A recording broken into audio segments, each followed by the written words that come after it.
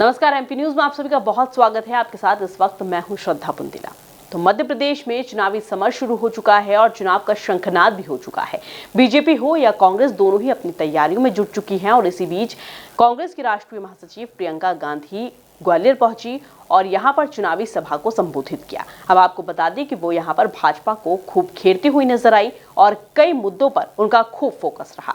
इसी मुद्दे पर आज हम बात करेंगे। मेरे सहयोगी सुनील मेरे साथ जुड़े हुए हैं। सुनील, प्रियंका गांधी ग्वालियर पहुंची हैं, खूब फोकस रहा उनका कई मुद्दों पर, लेकिन कहीं ना कहीं उन्होंने महंगाई को लेकर खूब बात की।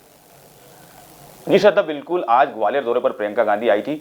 जैसे ही वो एयरपोर्ट पर पहुंची तो PCC chief Kamal Nath, doctor Govind Singh, नेता प्रतिपक्ष जो हैं, और इसी तरह जो मध्य प्रदेश के प्रभारी हैं जेपी अग्रवाल, उन्होंने प्रियंका गांधी की अगवानी की। इसके बाद वह सीधे जो रानी लक्ष्मीबाई की समाधि स्थल है वहां पर पहुंची और वहां पर उन्होंने श्रद्धांजलि दी। तो इसके बाद वो सीधे जनसभा को संबोधित करने गई। उनकी जनसभा के दौरान काफी कुछ महत्वपूर्ण रहा। कई महत्वपूर्ण मुद्दे उन्होंने उठाए। जिस तरह से आपने बताया कि महंगाई का मुद्दा, महंगाई के मुद्दे को उन्होंने उठाया और टमाटर के जो भाव है उसका उन्होंने जिक्र किया कि टमाटर के भाव की के जो हालात है अभी क्या है। तो इसी तरह से उन्होंने महंगाई के मुद्दे पर ही फोकस किया। इसी तरह से कई मुद्दे थे उनको उन्होंने उठाया। जो भ्रष्टाचार का मुद्दा है, पटवारी भर्ती का मुद्दा है, उसको भी उन्होंने उठाया और जनता के बीच कहा कि जो बीजेपी की सरकार है उसके समय किस किस तरह की चीजें हो रही है और किस किस तरह के जो परिणाम देखने को मिल रहे हैं। इसी तरह से जो प्रियंका गांधी है उन्होंने जो मणिपुर की घटना है उसको लेकर भी पीएम मोदी को घेरने का प्रयास किया। उन्होंने कहा कि 77 दिन तक भी जो पीएम मोदी है उनका बयान सामने नहीं आया। तो ये काफी कुछ महत्वपूर्ण है कि प्रियंका गांधी ने जो मध्य प्रदेश के मुद्दों के साथ केंद्रीय मुद्दों को भी उठाया। तो इसी के साथ साथ उन्होंने कई अन्य मुद्दे थे। जो युवाओं का मुद्दा है,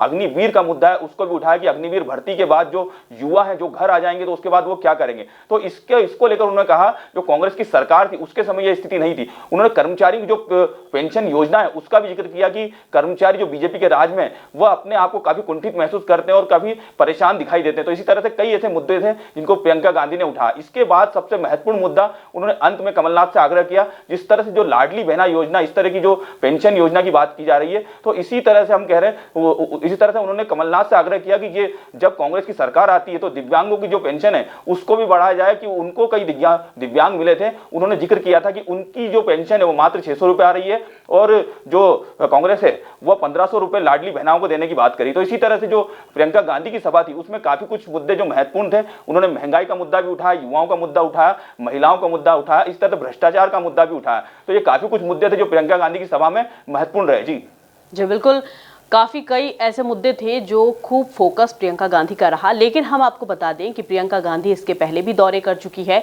और महाकौशल में उनका दौरा था, तब भी उन्होंने बीजेपी पर खूब तंज कसा था। कई ऐसे मुद्दे पे थे जिन पर उन्होंने बात की थी। लेकिन सुनील, हम ये जानना चाहते हैं कि दूसरे दौरे में ग्वालियर ही क्यों? कई सारे ऐसे जिले थे जहां पर वो अपनी सभा कर सकती थी, वहां पर भी रहकर वो बीजेपी पर तंज कस सकती थी, लेकिन ग्वालियर को ही क्यों चुना गया? ये ग्वालियर चंबल की जो सीटें श्रद्धा ये काफी कुछ महत्वपूर्ण है। ये 34 जो ग्वालियर चंबल की सीटें हैं, इसी के जरिए जो पिछली बार 2018 का चुनाव था तो कांग्रेस सत्ता पर काबिज हुई थी। कांग्रेस को यहाँ 26 सीटें मिली थी। हालांकि जो उपचुनाव हुआ था, सिंधिया ने जो पाला बदला था, उसके बाद की स्थिति काफी कुछ बदली थी। अभी वर्तमान स्थिति में 34 जो सीटें हैं उसमें 17 की स्थिति पे कांग्रेस और बीजेपी है। तो ये काफी कुछ महत्वपूर्ण है कि प्रियंका गांधी को ग्वालियर चंबल में बुलाया गया और यहाँ पर उनकी जनसभा आयोजित की गई। तो सिंधिया को लेकर भी यहाँ पर उन्होंने बयान दिया कि सिंधिया ने जिस तरह पाला बदला था एकदम से उनकी विचारधारा बदल गई थी। तो काफी कुछ महत्वपूर्ण है कि ग्वालियर चंबल की जो सीटें हैं अब की बार कांग्रेस का पूरा फोकस दिखाई दे रहा है और जो 2018 का जो परिणाम है उसको एक बार फिर से कांग्रेस दोहराना चाहती है और उसी का नतीजा हमको आज देखने को मिला। जिस तरह प्रियंका गांधी ग्वालियर चंबल में गरजती हुई दिखाई दी, तो काफी कुछ महत्वपूर्ण हो जाएगी 34 सीटें। और श्रद्धा, इसी कारण ये जो प्रियंका गांधी का दौरा है ये ग्वालियर में रखा गया और एक जनसभा के जरिए उन्होंने जो मुद्दे हैं, जनता के मुद्दे हैं, वो उठाती हुई वो दिखाई दी। तो ग्वालियर चंबल की सीटें जो आगामी विधानसभा चुनाव है उसके लिए कांग्रेस के लिए काफी महत्वपूर्ण हो जाएगी और कांग्रेस 2018 का जो परिणाम है उसको दोहराने की कोशिश में लगी है। जी बिल्कुल, दोहराने की कोशिश में लगी हुई है। लेकिन जिस तरह से 2018 में जीत तो गई थी कांग्रेस, लेकिन कहीं ना कहीं उन्हें मात खाना पड़ी ज्योतिरादित्य सिंधिया के कारण। क्या लगता है आपको? ग्वालियर में चुनावी सभा को संबोधित किया है, कार्यकर्ताओं और नेताओं में जोश भरने का काम प्रियंका गांधी ने किया है। और दूसरा सवाल मेरा आपसे ये था कि क्या युवाओं को कांग्रेस पर भरोसा हुआ है?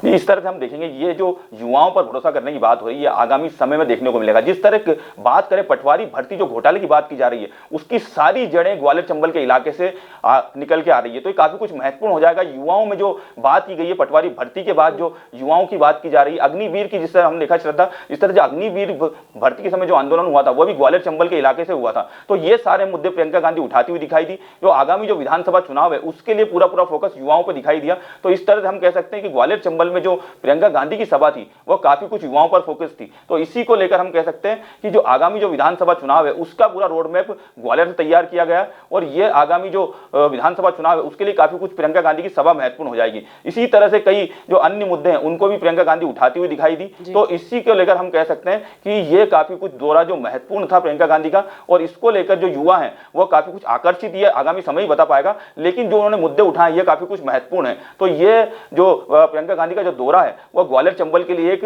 कांग्रेस के लिए एक नींव का पत्थर साबित होगा। बात करें कांग्रेस के जो कार्यकर्ता और नेताओं की, जब जब उनके आला नेता आते हैं तो सारे नेता एकजुट दिखाई देते हैं। हमने जिस तरह मंच पे देखा दिग्विजय सिंह, कमलनाथ, कांतिलाल भूरिया, इस तरह जो अन्य नेता हैं सभी एक मंच पर दिखाई दिए, एक जाजम पर बैठे हुए दिखाई दिए। तो एकजुटता का संदेश भी एक बार फिर से देते हुए कांग्रेसी दिखाई दिए। तो काफी कुछ महत्वपूर्ण हो जाएगा आगामी विधानसभा चुनाव में कि किस तरह से कांग्रेस की प्रियंका गांधी के दौरे के बाद आगे बढ़ती है। जी बिल्कुल, बहुत शुक्रिया सुनील तमाम जानकारी साझा करने के लिए। तो ये थे सुनील जिन्होंने चुनावी समर को लेकर और ग्वालियर में कांग्रेस की राष्ट्रीय महासचिव प्रियंका गांधी की जो सभा हुई है उसको लेकर तमाम जानकारी हमसे साझा की है। तो यहाँ लेते एक छोटा सा ब्रेक के बाद जल्द हाजिर होंगे। बने रहिए एमपी न्यूज़ के साथ।